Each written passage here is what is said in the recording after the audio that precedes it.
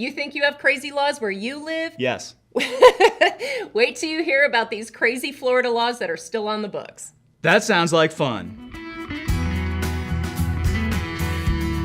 Hey everybody, welcome back. Thank you so much for all your support, your likes, your shares, your comments. We really appreciate it. Thank you. And on today's show, we're going to talk about some crazy Florida laws that are still enforced. Well, they could be enforced this day.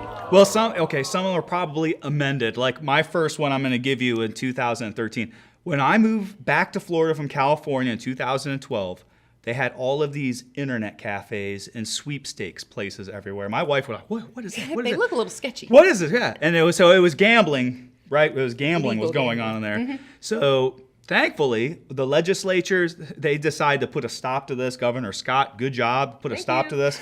So they signed a law in April 2013 that effectively made every computer and cell phone in the state illegal. So yeah, they didn't mean to do that, but this is the way it happens when you're trying to move fast. In your haste, you write a law, and then when Morgan & Morgan takes a look at what you wrote, they're like overjoyed about what they actually Class came action. up with. Yeah, right. So anyways, yeah. So but the good news is it's funny. I just saw a sign on the way into Inverness with the sweepstakes. It's empty now, but you'll still see these remnants. lot So of them. Mm-hmm. good job, Governor Scott and the legislature here in Florida for getting rid of those businesses. I know. There were some people that went to them and actually got some gift cards, but Yes, don't they get it mostly scratched lost off. money. Yeah. So anyways, what, you have something for us, Jen? Yes, I do.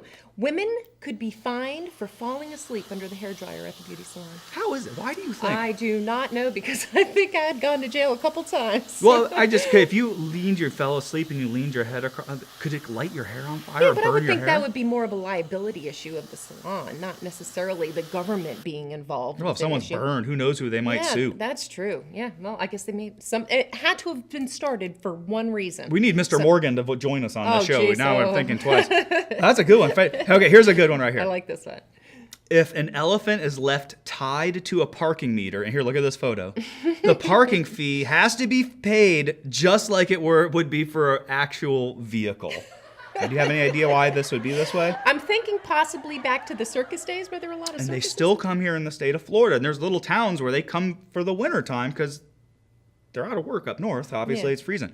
So yeah, they would walk. What else do they do with these elephants? They take them on a walk into town. And they came in by train, so I'm sure there weren't a lot of big trucks back then to transport them from the train into the smaller town, so they had to walk them through town. And I think even more than that, they would take them for a walk for exercise. Oh, to how'd go you like get to out. walk out that night? That would be so fun, right? To see a whole bunch of elephants walking through town. That would be great. As But long as anyways, they clean yeah, them up. so they would tie him up and then come out, here's a ticket. Now, I'm not paying a ticket. It's not a car. It's a living animal. And no, you got... So they got right down to business and made it so Barnum and Bailey or whoever had to pay. Feed that meter.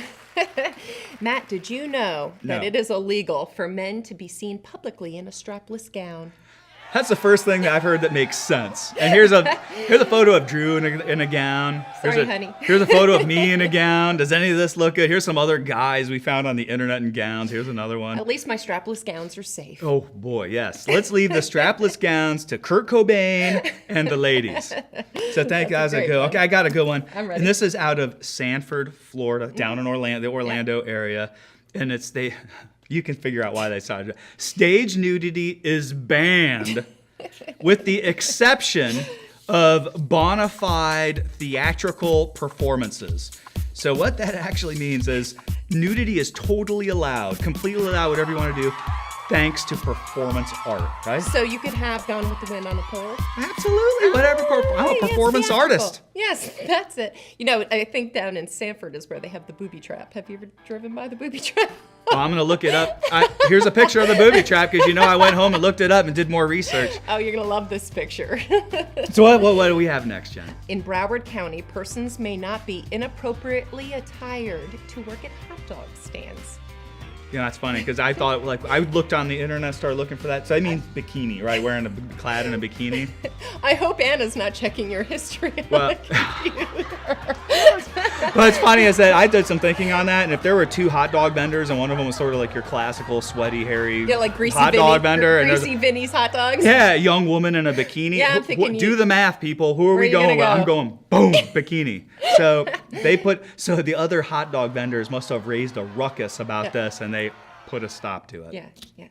Equal opportunity hot dog vendor. Well, I got a good one. Here's an honorable mention. Recall all the rest of this. In the state of our Constitution, in the state of Florida, it calls for us to have freedom of speech.